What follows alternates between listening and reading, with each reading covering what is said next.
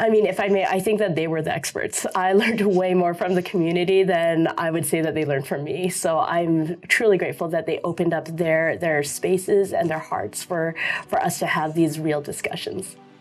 Welcome to the Project Report.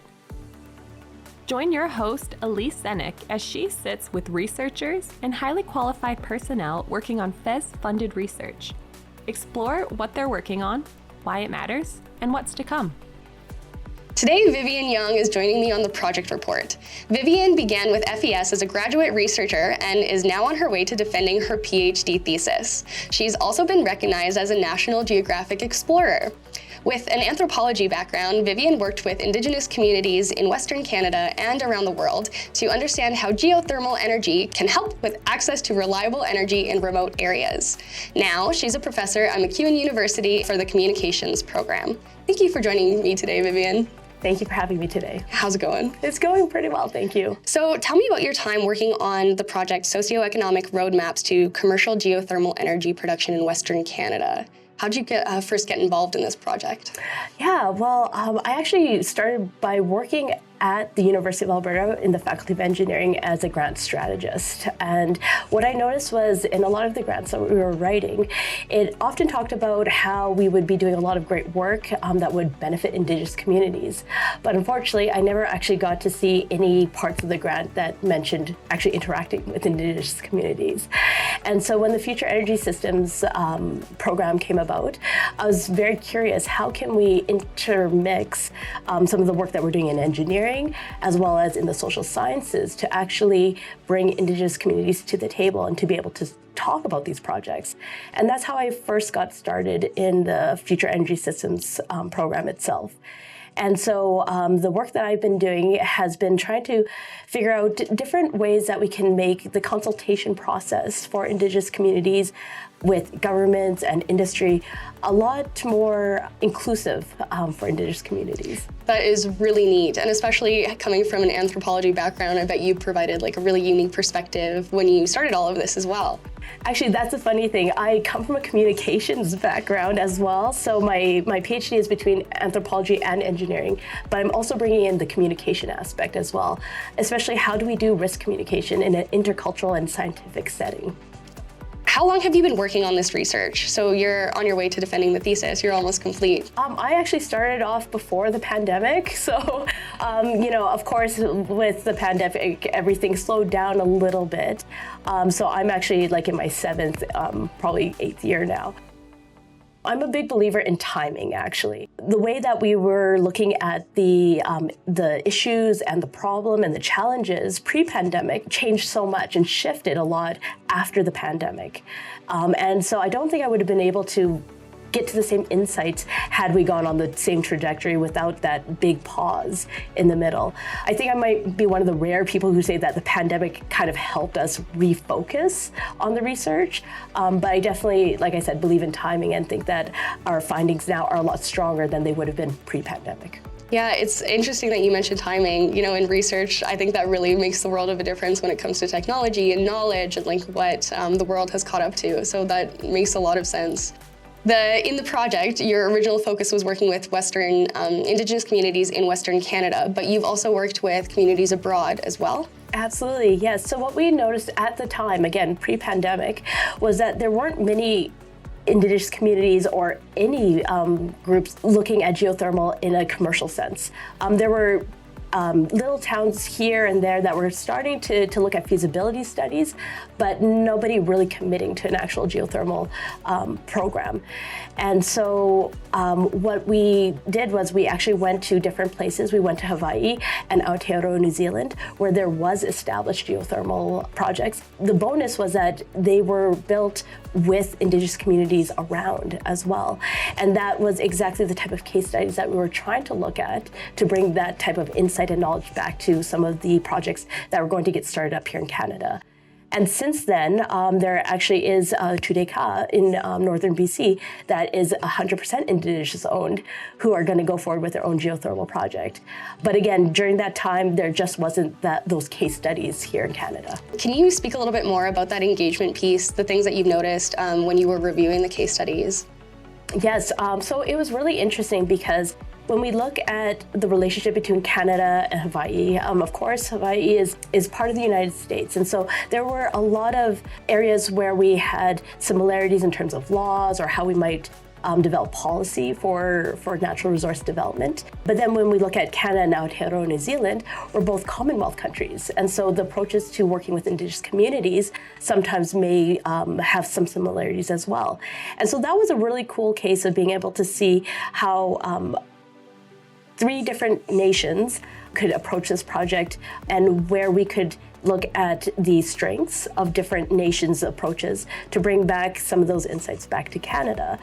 And so it was really neat because what I found out was that origin stories, for example, were a big influence and factor as to whether communities would accept geothermal or not. So what I found out was in Hawaii, there is the goddess Pele, who is the goddess of fire and volcanoes. And the site of where geothermal was strongest and where they wanted to develop it was also her home. And so a lot of Native Hawaiians who worship Pele and are part of the Pele clan said, you don't drill into our auntie's home, you don't drill into her body, into the land. It'd be desecrating and dishonoring her. And so geothermal was never something that they wanted in the first place. Whereas I found out that the origin story for geothermal in Aotearoa, New Zealand had none of that type of desecration of the land per se. Instead, geothermal came about because there was a high priest that had climbed the top of a mountain and he was very cold. And he asked his sisters to send some sacred fire from their ancient home in Hawaii. And the sister said, okay, and they sent the fires and they came in the form of 2 spirits called Taniwha, and they bounced around from spot to spot until they reached him. And every spot that the Taniwha touched were geothermal spots. And so when you look at the origin stories of geothermal and how different they can be, it can be seen that, of course, some communities are less perhaps open to it because it might clash with some of their beliefs and culture, whereas others might be a bit more open because it doesn't necessarily have those same undertones. And what energy-related challenges were present in your research when you were looking at the different communities? Yeah, I think that all communities are trying to look at sustainable ways to move forward. One thing that I've known in all the communities I've visited is that they keep on looking forward to the future, for future generations of their children, and how to ensure that they are making decisions today that will be responsible and sustainable for their future children. In terms of energy, it was mostly how can we do it in a sustainable way that meets our needs today, but also won't take away from the future. And one thing that I noticed was that all of it typically would come back to water.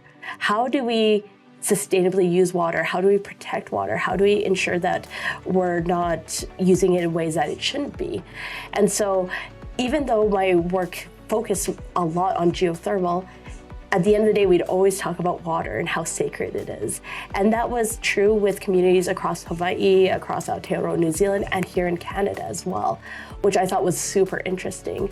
I think that a lot of communities, again, nobody was opposed right out to, how do we ensure secure energy, but rather how can we reach energy consensus? And how can we all work together to make sure that some communities or some people aren't sacrificing or over-sacrificing for the benefit of others? Yeah, that's really, really interesting. And I think I'm glad that you used water as an example. It's about balancing, making sure there's reliable access today, but also for tomorrow and for the future. How did your research contribute to solution when it came to those energy challenges? I think that one of the neat things about the research is that it provides a space for people to start discussing their energy futures. When we provide spaces for people to actually sit and think and contemplate, what do we want the future to look like? How do we want energy to be generated? How do we want to use it? That in itself is super powerful, because when we think about our everyday lives, we can easily get very distracted with, I need to do this, I need to cook, I need to, just do the everyday things. And so what I'm really grateful for the Future Energy Systems research program is that it provided us with funding to make those spaces and facilitate those discussions. And so sometimes it would be something where a knowledge keeper or a community member, they have thoughts, but they never actually had a chance to actually sit down and think about it and be able to voice and express what they want for the future. And so I think that was one of the major contributions, was giving that space to people of all ages to actually start discussing and thinking about these things. But secondly, we were also starting to work on some frameworks of how to use storytelling and oral traditions to create policy and real ways to bring some sustainable actions forward for consideration to industry and to government as well. One thing that's super beautiful about working with Indigenous communities is that they take a very holistic view on things. And so what we soon figured out was that some of the frameworks that we were looking at for consultation wasn't simply for geothermal, but was also for any other type of natural resource development or land use or water and land management.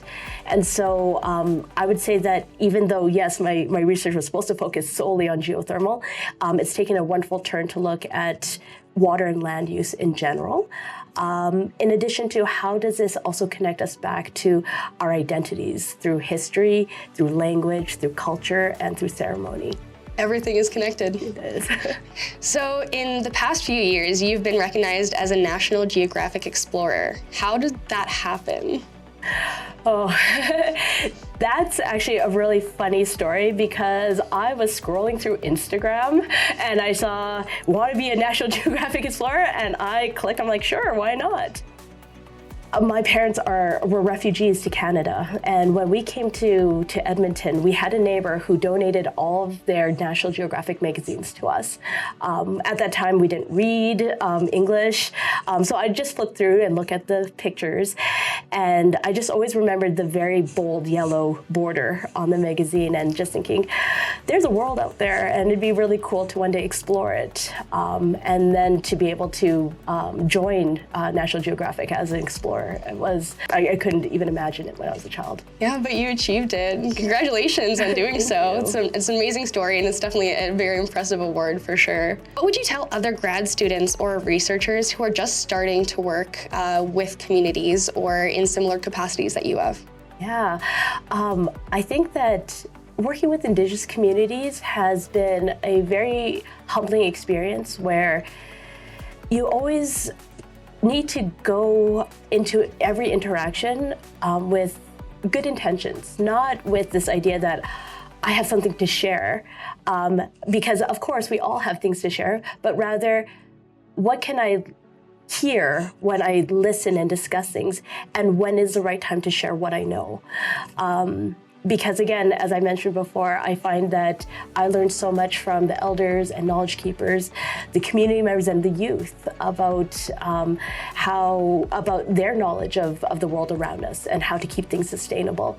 And there are certain times where I'm like, oh, I have something to share. And it's at those moments that there's this opportunity to connect in a really wholesome way. And so, there are always going to be mistakes made. I've made tons of mistakes. But again, I found that because we all have good intentions to share and to try to solve this problem together in a good way, that even though I make mistakes, I acknowledge them, and then the community typically is quite forgiving, and we move on. And so, don't give up, keep persevering, and just know that you're always going to make mistakes, but as long as you're earnestly doing this work with good intentions, the community can see that. Yeah, that's really awesome. Keep an open mind and an open heart, persevere. Yeah, just absolutely. listen. What are you looking forward to, either with this research or I guess maybe defending your PhD or partnership or just your work in general?